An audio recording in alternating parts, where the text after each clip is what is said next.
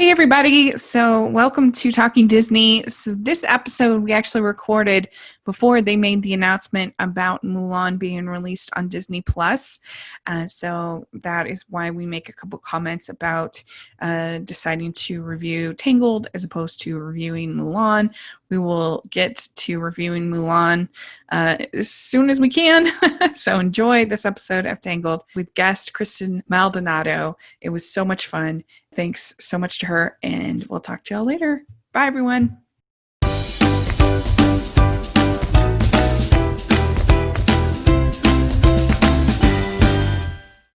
Hi, everybody. Welcome to the Talking Disney Classics podcast. This is the podcast where every month we talk about a Disney canon classic. And I'm film critic Rachel Wagner, and I have my very good friend Stanford Clark is here. Hi.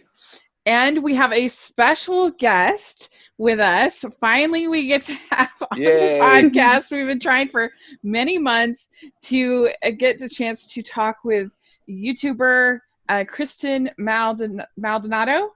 Yes. Kristen, thank you so much for coming on. And I should explain why there's been such a delay. Yes. We were planning to talk with Kristen about Mulan. Yeah. With the new live action film. We were going to talk about the animated classic. And like we said off air that, I mean, we started talking about that at the end of February. Yeah. Believe it or not. Exactly. So here we are. I'm glad we can do this now. I'm very excited. I I know. Thank you so much. Am I. Thank you. And so we just kept pushing, just like it's like we were lock and step with Disney. We just kept pushing it back and pushing it back and pushing it back and pushing it back. And so we'll still, once we finally get to see Mulan, we will have Kristen and we will do the Mulan. Yes. Yes. Excellent. Yeah, I can't wait. Yeah. Likewise. Yes. But we figured we have to we have to do this. And so instead of the random number generator, which is how we usually pick our episodes, we let Kristen choose which film she wanted to talk about. And so we are talking about Tangled today, which I'm so excited about because it's one of my favorites. And so, Kristen, why don't you take a second, just introduce yourself to our listeners who might not be familiar with your content. Totally. So yeah, I'm Kristen Maldonado, and my YouTube channel is youtube.com/kmaldo, and I talk about a lot of TV and movies, and occasionally do celebrity interviews, and I just, love pop culture and entertainment, and I'm very excited to talk about Tangled with you guys, because this is one of my favorites, for sure, in the Disney animated world. Yes, I think it's a lot of people's in this sort of revival era. A lot of people's favorites. This absolutely came out in 2010, and we talked about we've just recently 2 episodes ago did Princess and the Frog, and Stanford and I both talked about how we were pretty disappointed with that film really? when it came out. Yeah, that we were pretty disappointed, and so. When I saw Tangled for the first time, I was pretty skeptical. The trailers had been pretty bad. And I don't know, it just looked kind of Shrekky, which has never been my energy, never been my thing. And so I was like, I don't know about this Tangled.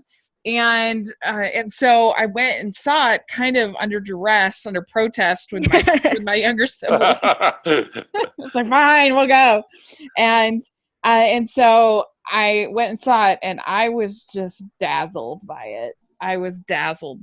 It was, I mean, the lantern scene especially just oh my gosh, blew that's me away. The best scene. Yeah, definitely. I know, right?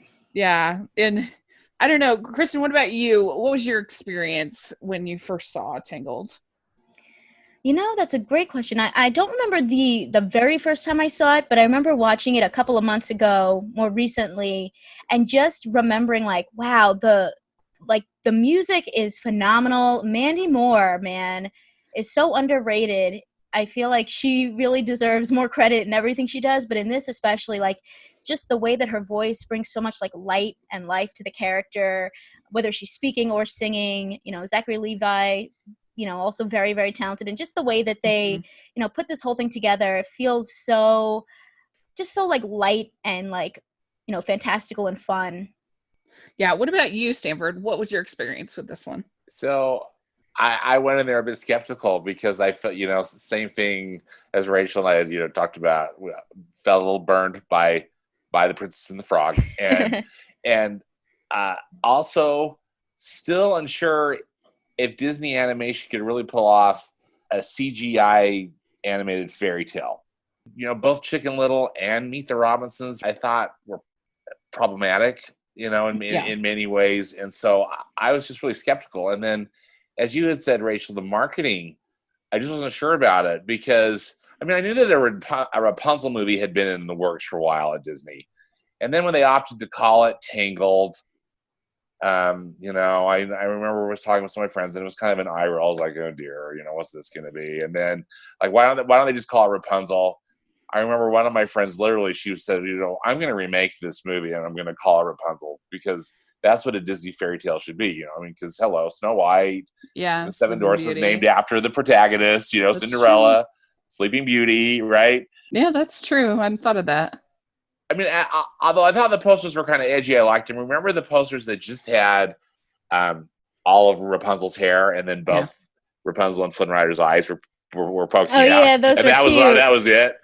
I thought they were kind of cool, but then again, I was just like, oh dear, what's this going to be?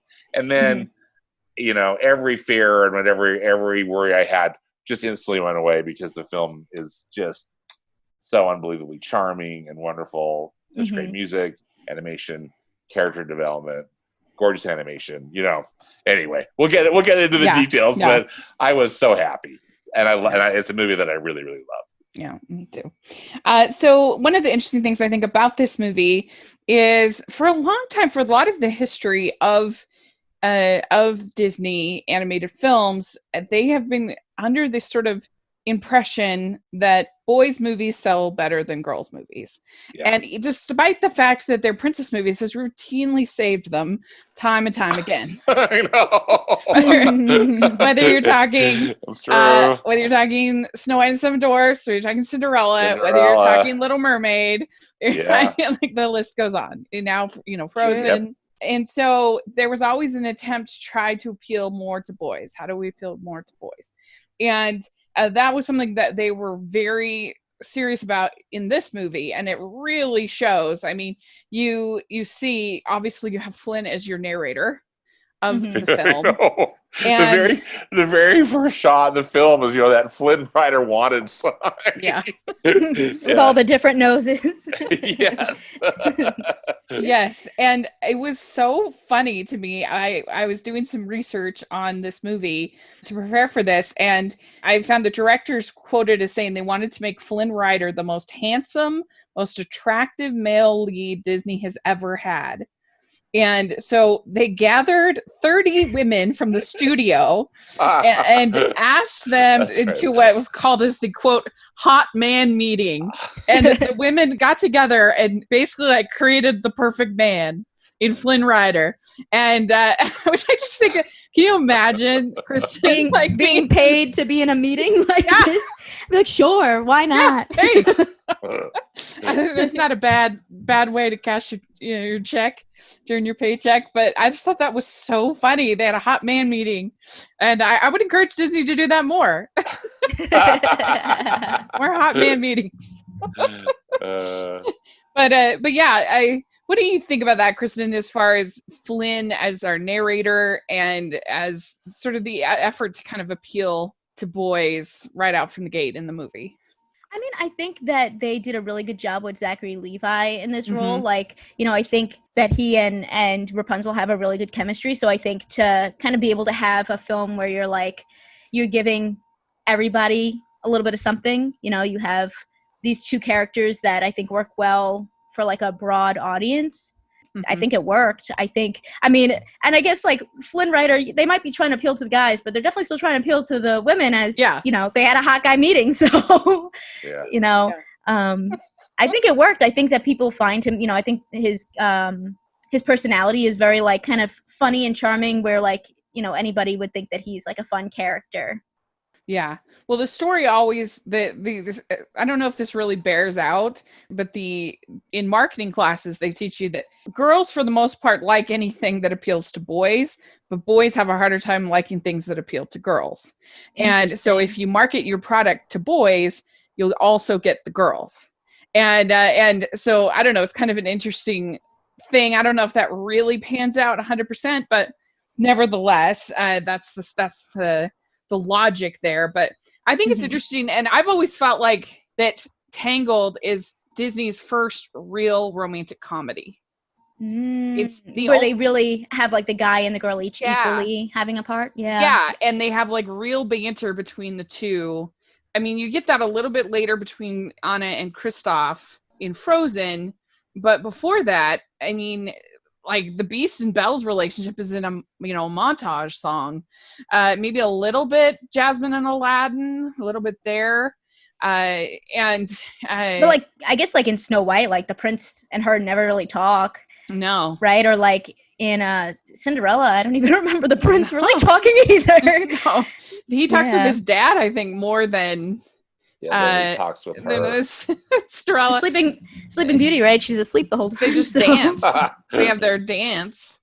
Yeah. In the forest, but that's it. And I mean, and Ariel and Eric have a little bit, but as far as like a real kind of back and forth romantic comedy, I think it's their first real venture into that. And obviously, I review Hallmark movies for a living, so I love romantic comedies.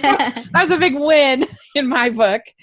But I think that was a really smart way to go, and a way for it to, oddly enough, feel really fresh because we hadn't seen it before. Yeah, like they really developed both characters very well. And I don't know how anyone would argue that Flynn Rider isn't the best developed male lead of certainly the princess films. Maybe obviously except for Aladdin, because Aladdin is his movie. True. Right. Yeah, I would agree with that. Yeah, that's a really good point, and I agree with you on your point about the romantic comedy, because I was really noticing that, particularly this this latest viewing, the repartee between Rapunzel and Flynn Rider is really fun, and is flirtatious but still delightful, And I agree, it's something that you really don't see a lot in a Disney animated feature. Yeah.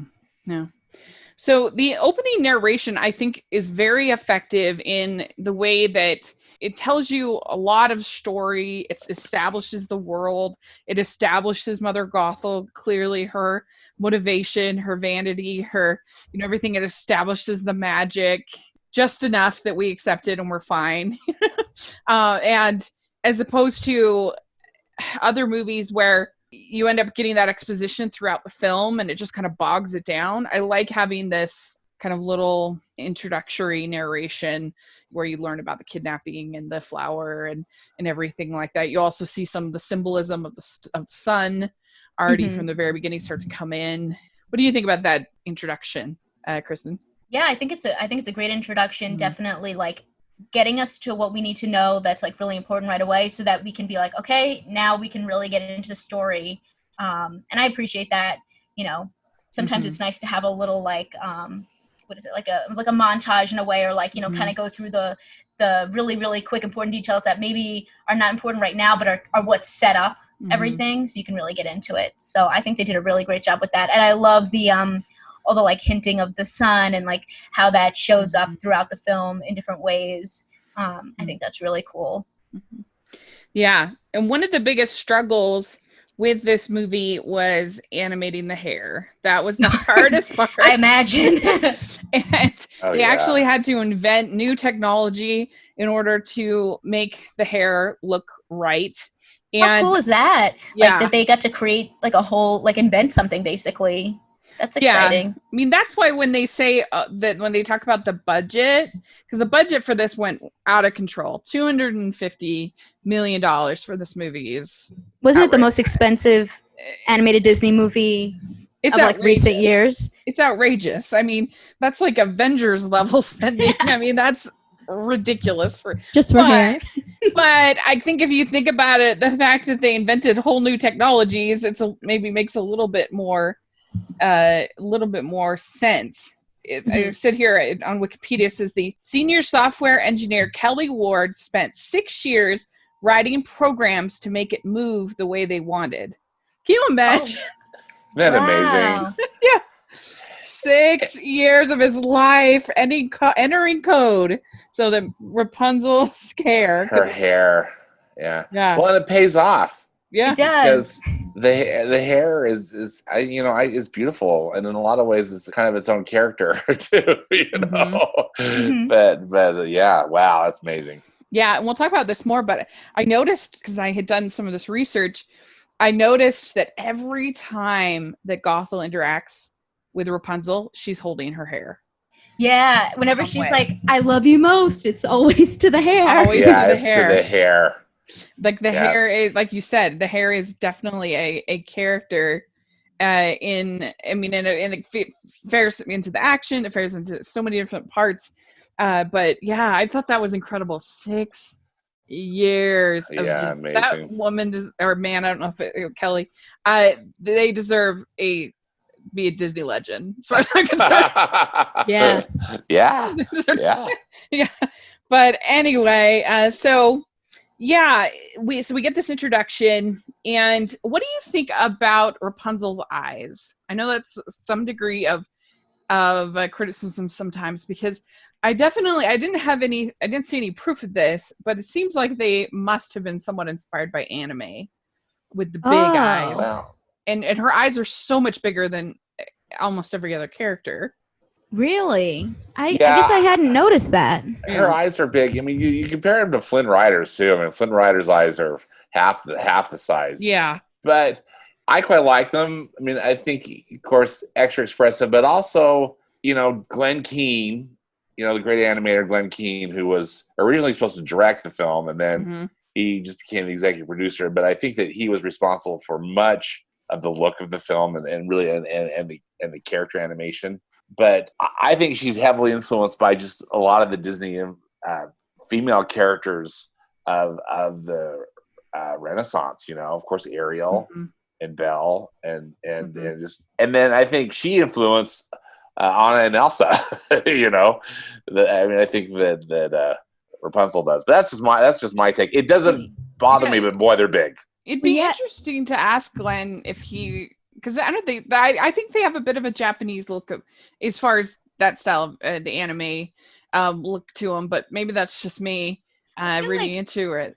I feel like in a lot of Disney animation, especially for the girls, they all have like this, like they're trying to be like really cute, where they have really big eyes, they have really little noses, they have like, kind of, they're like shaped in ways that like people would never be shaped. Like just everything is like so little that like I just feel like that's like a Disney, like this is how they make them look quote unquote cute in a way, like how they just they all kind of have that similar type of vibe, which I don't know if that's great, but we also had in this movie Dan Fogelman as our writer. And I don't know, do you watch the This Is Us show?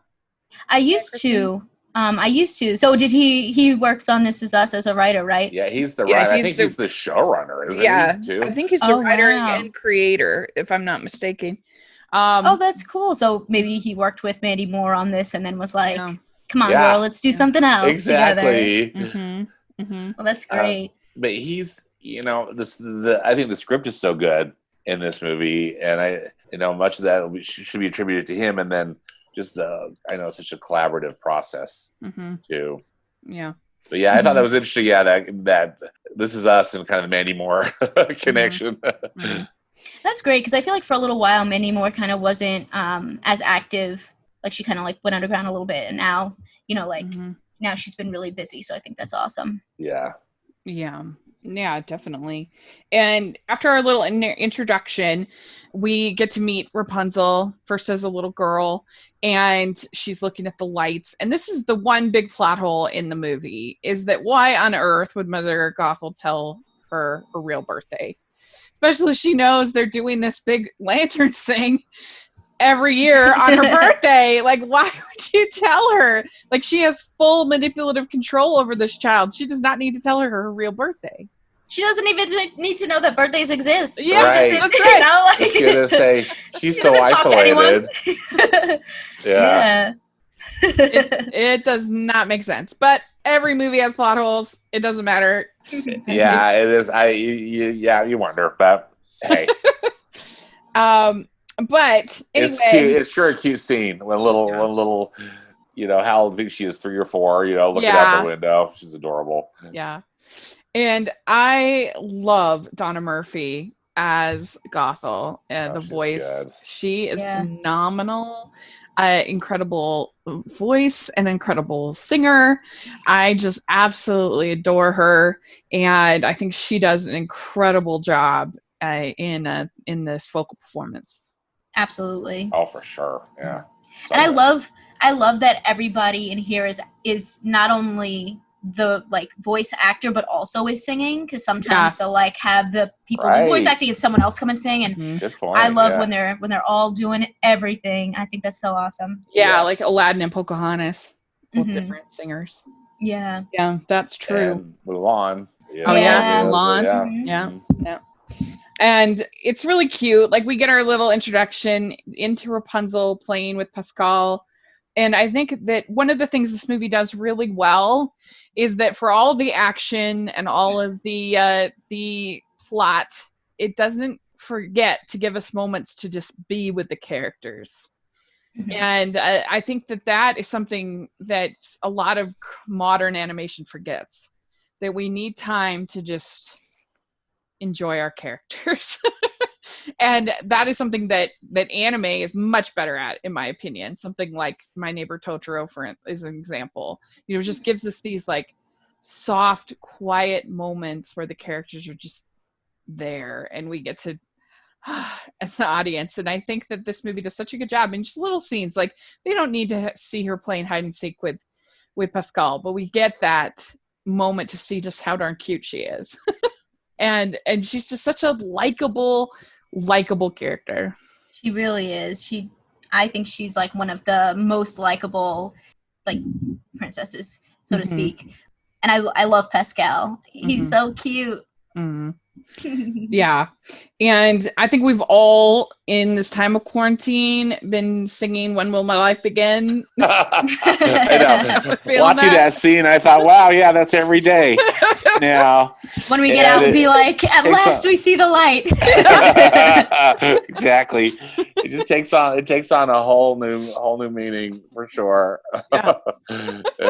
I mean, you got to admire Gothel for getting all those supplies and stuff. I mean, she's got pie supplies. She's got books. She's got stuff to make candles. And, all the This is one of the most relevant films to watch in the middle of a pandemic, because she also has been she's been quarantined for 18 years and not run out of things to do. So no, she's so talented. Don't you love? I love particularly the style they use on the walls and ceiling that that she's painted, that Rapunzel's painted. I just think that's it's a really nice touch. I do too. Well, and you get to see more of that, the sun imagery throughout, and that's what finally gets her to her realization at the end. So it makes a nice theme through the movie. Kristen, have you watched any of the animated series? I have not. Okay. No, all I watched was that Disney Cruise Line Tangled musical, which was really fun. It was really fun. That was fun. So the anime series, all I watched was the movie before. They have like a pilot movie kind of, and I've heard that it gets way better, and so I really need to give it a better chance. My friends over the Rotoscopers loved it, so I need to give it more of a chance. But one of the things that really annoyed me about the movie of the series was that, well, first of all, they have a very convoluted reason for her getting her hair back. Her long hair back. How does she get her hair back? Oh, I'm trying to remember exactly, but she ends up, there's some type of spell or curse or something like that she ends up, because they have to get it in a way that she can then get it back to brown for the wedding to make it fit in continuity. The whole thing is stupid, but the thing that annoyed me was that she was really fighting with her father about wanting to go out of the kingdom. And I'm thinking, this is the woman who was perfectly content to be in a tower for 18 years, and now she has the whole kingdom, and she's being like, I want to get out of the kingdom. Like, what? I didn't like that. I didn't like it at all. Yeah, that doesn't make sense. I mean, I guess if I was the king, I'd be like, I never want you to leave, because what if you get taken again? Right. Seriously. Of course. Like, stay here where it's safe. She also lies to Flynn, which really irritates Eugene. She lies to him, and I'm like, Rapunzel she tells the truth to a fault. She would never lie to him. So I didn't like that. But like I said, I've heard from so many people that it's great. I will give it another chance. But anyway, they do such a good job of building up her character, make you like her. And a lot of people are really critical of the music in this movie. It's just like a bunch of little pop songs. Of course, the great Alan Menken. He's teamed with Glenn Slater in this. What do you think of the songs, Stanford? Well, I think we talked about this in another podcast, Rachel, so sorry for the repeat, but I heard Alan Menken in an interview about the music for Tangled, and just thinking about Rapunzel's long hair, for him, it reminded him of the 1960s and of Joni Mitchell, the singer-songwriter Joni Mitchell. And so he was trying to create music that was more kind of in that vein, because that's what inspired him. Yeah. And I think that really comes out, because like particularly with the Where Will My Life Begin, or When Will My Life Begin song, there's a lot of guitar in it. And it doesn't, when I first heard it, it didn't necessarily evoke the 60s, but I just liked the pop sound to it so it's much more pop sounding to me than Broadway, and I don't mean that as a criticism at all. I just think it's a stylistic choice. And so for me, I love the music. I like all the songs. I think, not wanting to necessarily jump ahead, I don't necessarily just adore the I've Got a Dream sequence, although I think it's important to the story. Yeah. And it's fun. It's super fun. But When Will My Life Begin? And of course, as we already all three of us have talked about, At Last I See the Light, I just think is terrific. Now that I think about it, that you said that I can kind of, if you think about Joni Mitchell, with her, I looked at clouds from both sides now. Yeah. You can kind of hear that same kind of timbre almost in these songs. I can kind of see that. It also has maybe a little bit of like a later sort of 70s feel, with like a Captain and Tennille kind of, I think a little bit of a sound too as well, maybe Carpenters. Oh yeah. Kind of a feel. Like sing a song, that kind of a. Oh, absolutely. Yeah. Yeah. That's interesting.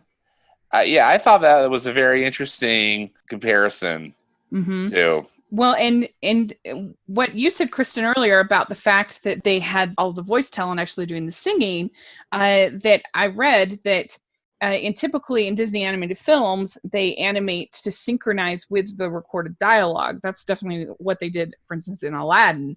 They just would record Robin Williams riffing, and then they would animate around that riffing. And in this case, they asked the vocal talent to synchronize their delivery to the animation as it was after it is rendered. So Mandy Moore said that she felt that the recording process was challenging because at that time she had no animation to look at except for a few sketches. So, that's kind of an interesting development. I guess that I don't think that she ever, while making the movie, ever met Donna Murphy, ever sang with her. Oh, wow. Isn't that? Yeah. That always floors me. I mean, I know that that's just like a standard operating procedure with any of these animated films. Yeah. It is amazing because they're interacting, these voice performances just interact so well with each other. They're not often in the same room. Yeah. I guess she met Zachary Levi once when they did See the Light. Yeah. And they recorded that. But I guess that would make sense because it's really more of a duet where when she sings with her mom or with Mother Drothel, it's like she kind of, I feel like it's not really a duet. It's more like, it's more her song and then Rapunzel like comes in kind of Mhm. randomly at the end. But Yeah. I feel like for a duet, you know, to really get those vibes going, it Mhm. makes more sense to like sing together. Yes. And Yeah. I'm So- sorry to backtrack. please. Just one final comment about When Will My Life Begin? Is, Mhm. if I'm not mistaken, Alan Menken was saying that he not only was he inspired by Joni Mitchell, the song kept running through his head was a song of hers called Chelsea Morning. So if you've never yeah. heard that Mhm. song, Oh yeah, Google it, Chelsea and morning. yeah, and Mhm. it's you can see how it's very Yeah, I can When hear Will My that. Life Begin is very influenced by it. Well, and Big Little, the Big Little taxi, Big Yellow Taxi. Yeah. Yeah. Mm-hmm. Yeah. Yeah, makes sense. I can see that. So then we get to meet Maximus. And I love Maximus. I think he's hilarious. And I love Maximus later too. on when Flynn and Maximus are fighting. He's like, you should know this is the I know. strangest thing that has ever I've ever done. Yeah. Well, and just their relationship throughout. I mean, it's almost like they're two feuding brothers, you know? Yeah. Yeah, it reminded me of, I don't know why, I kept thinking like Javert and Valjean from Les Mis, where like, you know, the guy's chasing him and chasing him, and then when it's time to like bring him in, he's like, all right, I'll make you a deal. You can do what you have to do. Okay. Yeah. And so great point.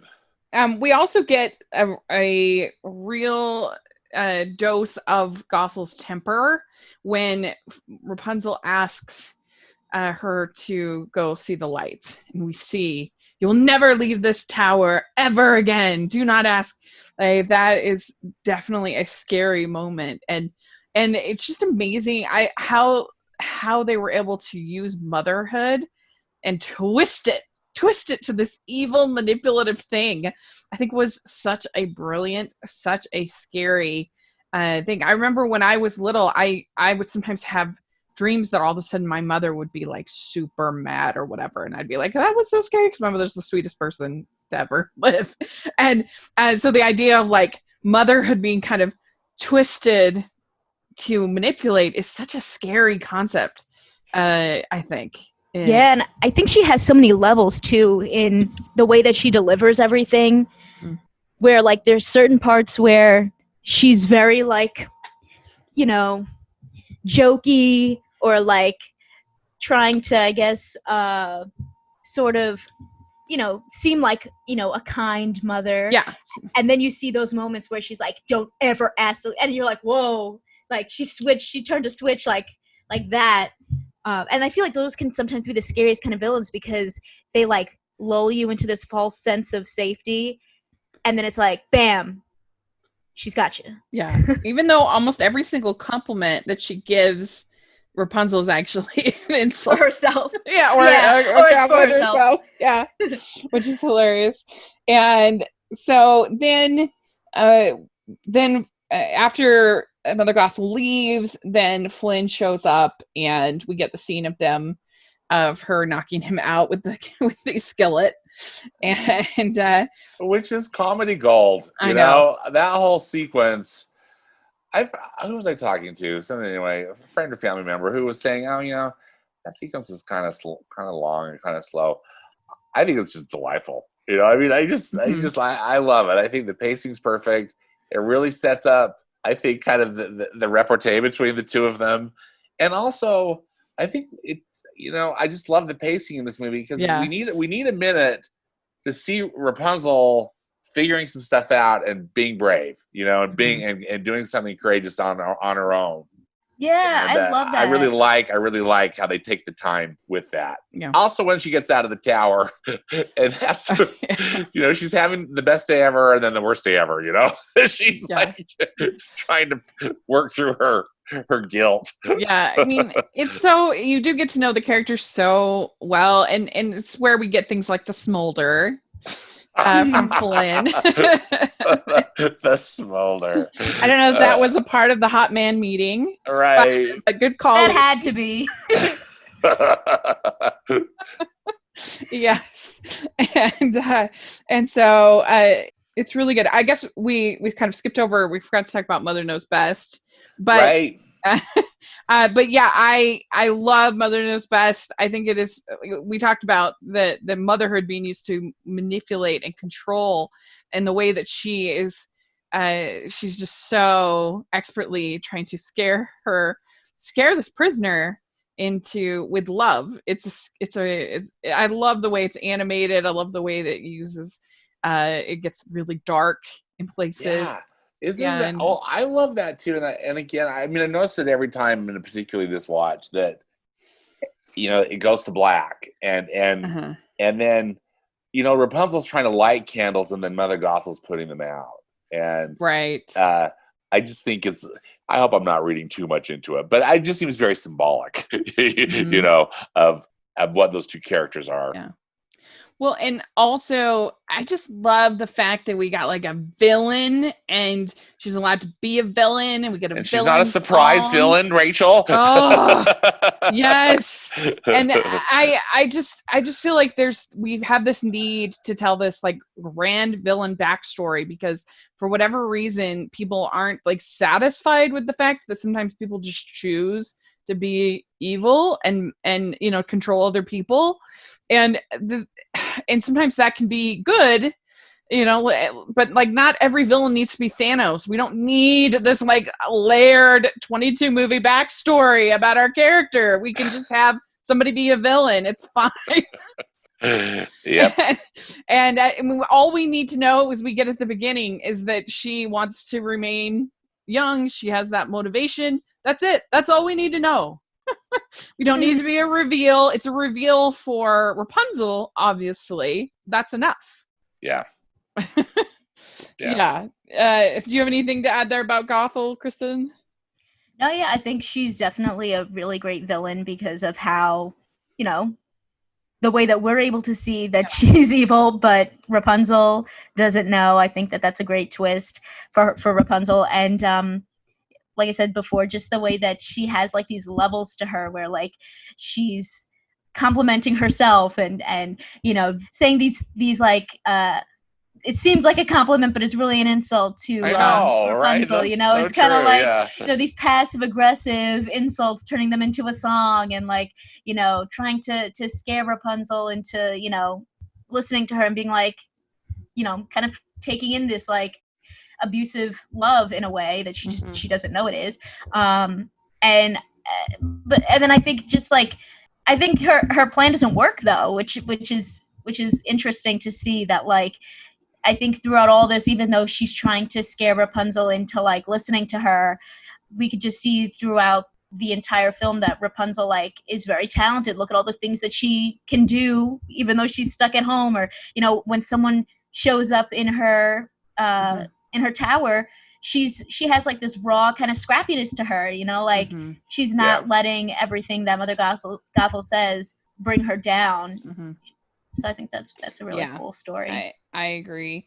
And so, yes, we get this reprise of When Will My Life Begin, where she's out of the tower, she's freaking out.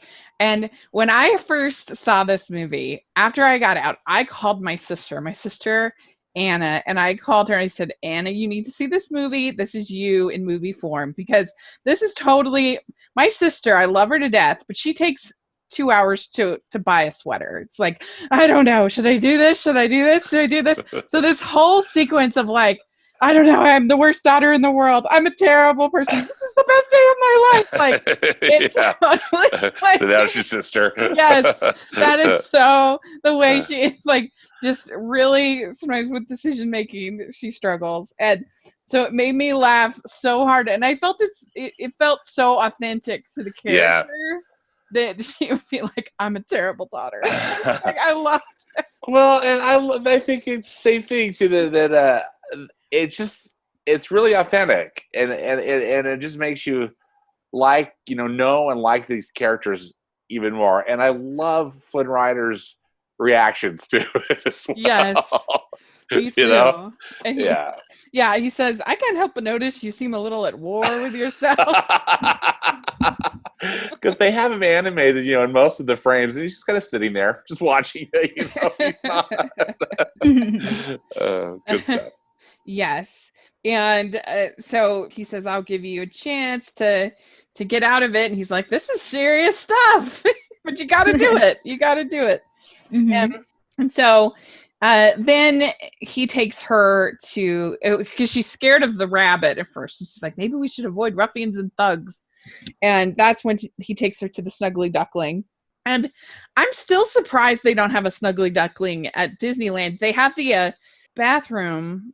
I think at Walt Disney World. Disney World. And then they have a modified Snuggly Duckling at Shanghai Disneyland.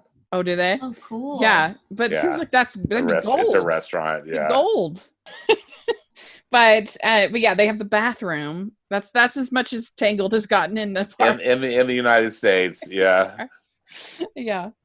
But anyway, she takes her there. That's when she sings "I Have a Dream," and she said, "Find your humanity." And all this. That's really fun. Kristen, what do you think about this whole sequence? I think I would agree with what Stanford was saying before, that it's not my favorite song, but I get the purpose of it, and I love that we get to see that, even though she might be scared of rabbits and other, things out in the world, that, these big burly men in the Snuggly Duckling she's not afraid of. And in fact, I love how we get to see that there's another side to those guys as well, that they're not these ruffians, that they actually have their own dreams, and that some of they want to be pianists or find love, or different things like that you just wouldn't expect. And I think that that's really fun to kind of take these people that you would look at and stereotypically think like, oh, these are going to be like these rough guys, and then kind of give you the opposite. And also show just how charming Rapunzel is, that she can win all these people over after meeting them for just a few minutes. Yeah. Yeah. You even see it with her and Maximus when she's like, "Oh, you're just a big baby." And then he looks over at Flynn. He's like, and then he's just a puppy dog with her. Yeah. And then they start on the tunnel, and there's a long action sequence where they're being chased, and I mean, I guess if I was going to cut any part of it, I might cut a little bit of this. Yeah. It maybe goes on a little too long, but I don't mind it. It's fine. It's the scene made for boys, don't you think? Yeah. I mean, because I'm going to go like, wow, I love this scene. But yeah, I mean, it serves no purpose. Right. Other than, he hurts his hand, and they, he I guess to show that she has magic, like to show him that. Yes. I do like that the animation of her under the water with the light and everything, and you see him kind of freaking out, and that's really cool. Yeah. And that's when he tells her that his name is Eugene. And do you agree with Rapunzel, Kristen, that Eugene is way better than Flynn Rider? I think so. Because I think that it just shows us that all this stuff that's happened already has brought them closer together, and is making them put their guards down. And who doesn't love like a guy getting sensitive and sharing how he feels, you know? So I thought it was really sweet when they were having these like moments where he's like, yeah, my name's really Eugene, and like this is my backstory, and you got to like learn. And I think this is a great example of what we were saying before, of like, we're getting to learn more about like one of the male characters, and they kind of equally have, they're kind of equally sharing the story. They equally get to, tell us a little bit about what they're really about. It's not just Rapunzel's story. But to know them too. And that makes every character better. The more fleshed out any character is, the better all the characters are. And we get a Mother Knows Best reprise, which I just love this whole thing. When Goth is like, Rapunzel knows best.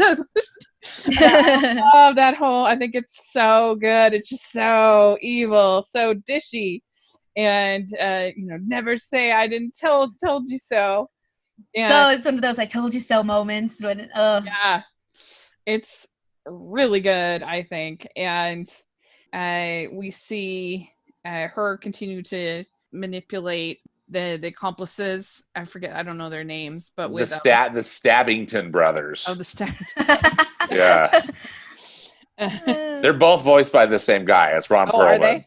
Yeah, Mhm. Oh, okay. That's interesting. but yeah, they're bad news, and it just shows you how bad Mother Gothel is too. Because I mean, she holds her own. She's don't mess with her. You know, she's She's manipulating these two like big guys up that are like wanted, that have wanted signs for them. Yeah, I know, and it's right? so good. It's so dripping. She's like, I just listened for the sound of betrayal, complete and utter betrayal. Betrayal. Yeah, she has so many good lines. And then we already talked about how I think this movie does such a good job of giving us times to rest with the characters. I love the whole kingdom dance sequence.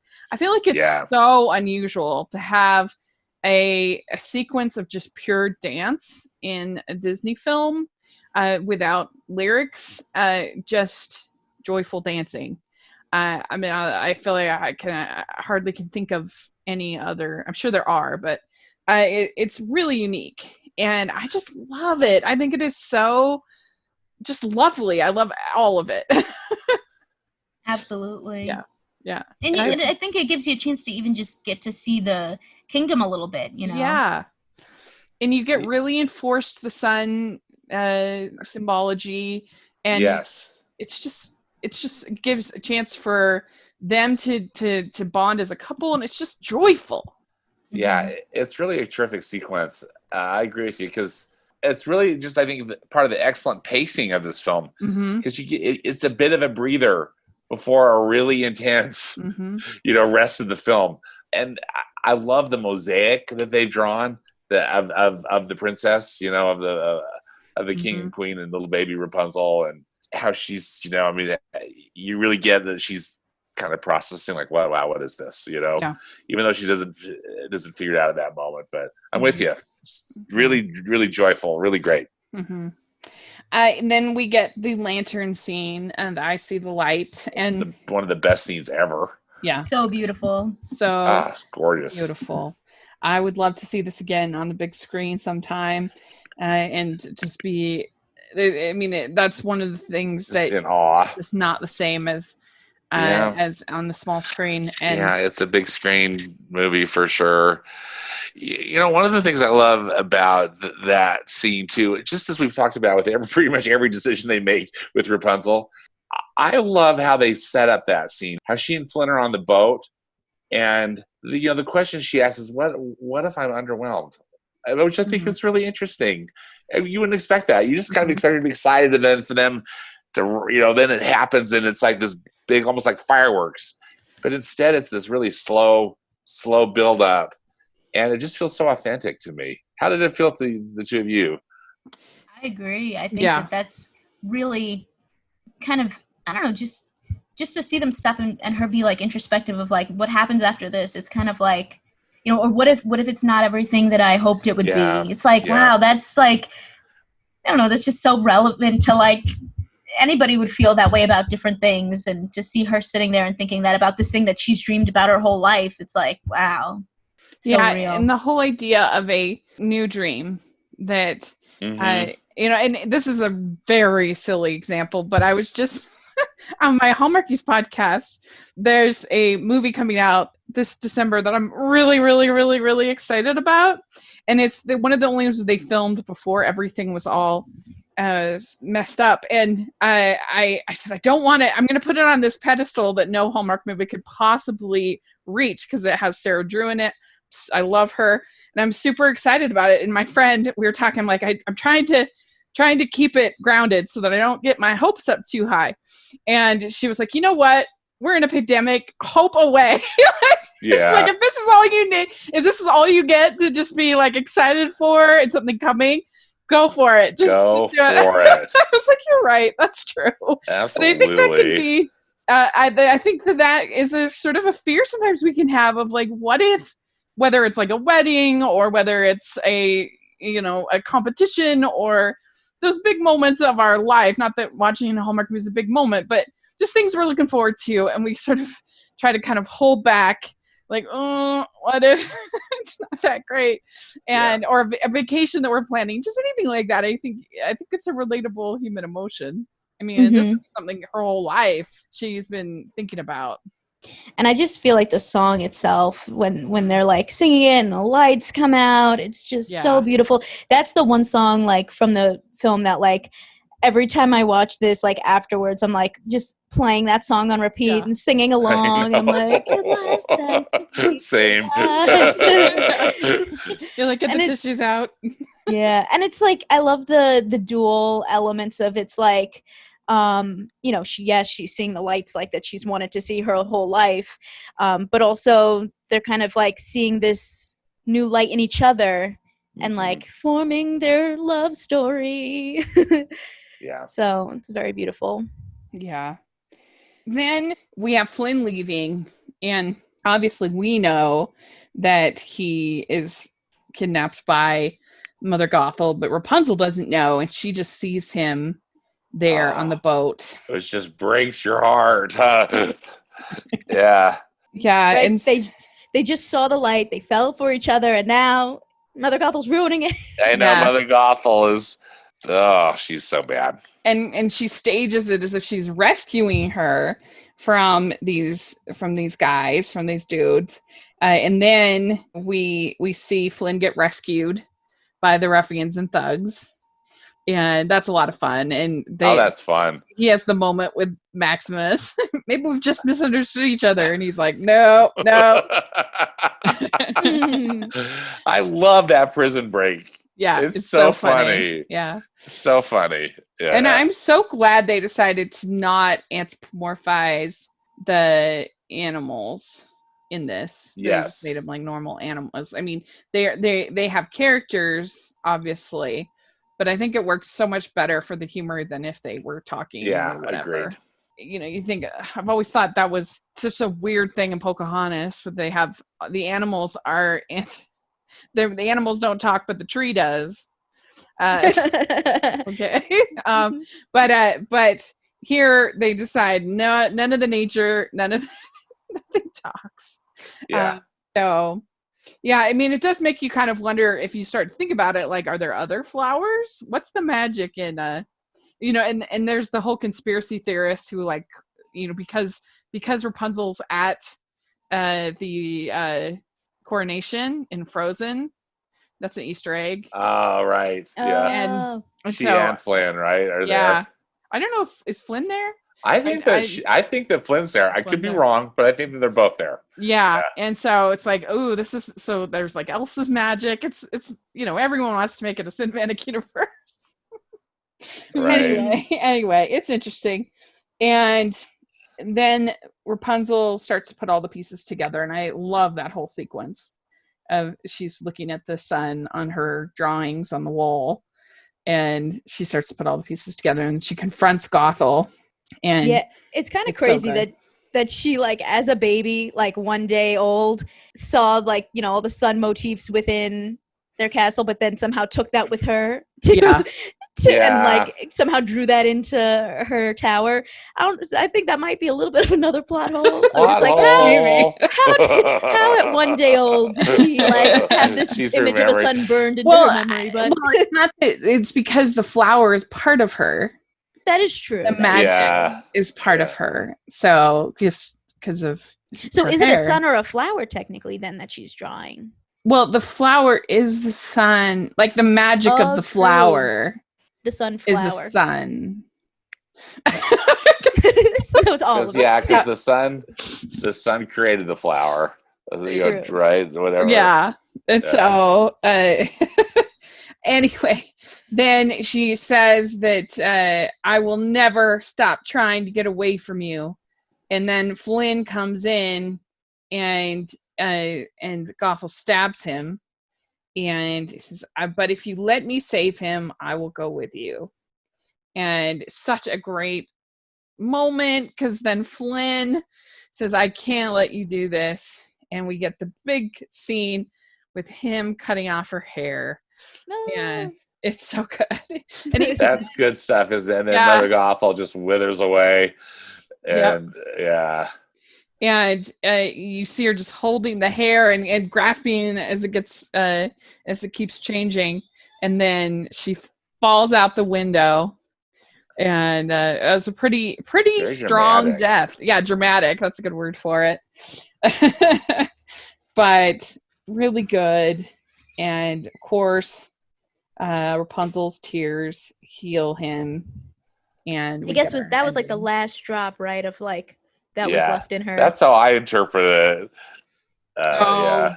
You don't think she can sing and cry? Oh, that could be Anymore? a sequel. yeah, maybe. To just cry and sing and heal Right. people. Right, exactly. Yeah, I mean, I don't know. Like, it could be either way, I guess. But yeah, and we find out then they got married, or they got engaged, Engaged, and yay. reunited, And she went back to her family. Well, Yeah. and Yeah. I love this. This ending is so satisfying to me too. And you guys are just nice to let me just gush on all this stuff. But No. but you know how, I mean, the villain, so Mother Gothel dies, and they could have just kind of wrapped it up, right? I mean, Flynn gets healed, and you get the satisfaction of Flynn getting healed, which is pretty magical. I mean, that's like classic Disney magic, right? Yeah, like the Beast transformed. Yes, like, that big light exactly. moment. And the beautiful animation. I mean, I love those kind of beams of sunlight that are coming out of him. I think it's so beautifully done and beautifully lit and just animated so perfectly. And then we get the scene where Rapunzel gets united with her mom and dad, and which is just the most touching thing. I mean, that's probably the one. I mean, I cry when Flynn gets better, then I cry even more when Rapunzel gets reunited with her mom and dad. I just think that's so beautifully done. Yeah, it's authentically done. Yeah, agreed. Although I will say one thing I always think, I feel like, is how did they, like, I don't know, really know or prove that it was her? Because when she was born, she was blonde, and then she goes to them and she's a brunette. So I'd be like, wait a minute. That's a really good point. That's a really good point. My only take on it was that she and the mother look so much alike. That's true. But and I guess they told the story, I'm sure. But yeah, no, I hear you. It'd be like, are we sure? Can we do a DNA test? Right? Not some imposter coming in. Yeah. When you know. Mm-hmm.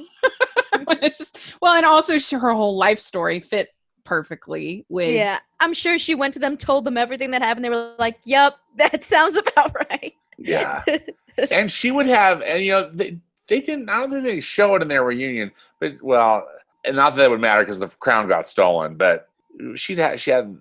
Was she back? No, the Stabbington brothers had the crown. Who knows where the crown ended up?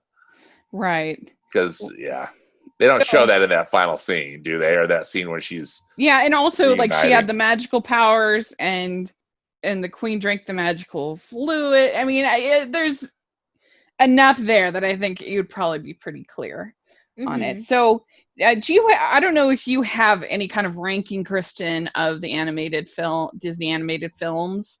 I don't.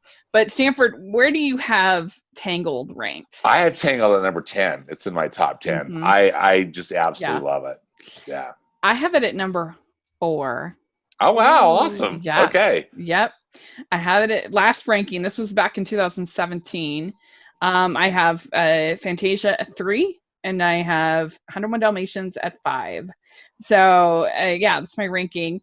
And we have a random number generator because we didn't want to do the movies in order because that was boring in our series, Kristen. And you're going to die, Stanford, the next one that we're going to do. Number 28, The Little Mermaid. Finally, we get to do. Rachel's. I'm so excited. Rachel's favorite. Yes. What are your guys' number ones? Is The Little Mermaid is my number 1. Oh, that's your number 1? If I'm going on just nostalgia, if I'm weighing nostalgia more, then Little Mermaid is my number 1. I think that Beauty and the Beast is probably a slightly better movie, but I love Little Mermaid was like the first movie I ever loved. And it's very special to me, and I still love it to this day. So we've done, I think we'll have done every film from the 80s. And so finally we get to talk about the Little Mermaid. the good one. Yeah. Which one's your number one, Excited about Stanford? that. It's Beauty and the Beast is my number one. Yeah. Oh, nice. It's so good. I don't have a ranking, but I feel like my top like ones would be like Hercules, Aladdin, and then probably like Tangled would definitely be up there, I would say. Nice. Yeah, Okay. those are both pretty high for me as well. I enjoy both those. Yeah, I love Hercules. It's fun. Zero to hero. The muses. They're So the best part. So Yeah. Rachel, did we get any? I saw that yes, you put on Twitter. Thank you. We did get a ton. Thank you for reminding me. I'm excited about the Little Mermaid. That's gonna be fun. Yes, I can't wait. So we got a bunch of different comments.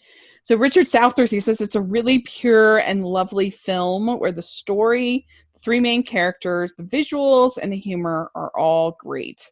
The songs are a bit more mixed.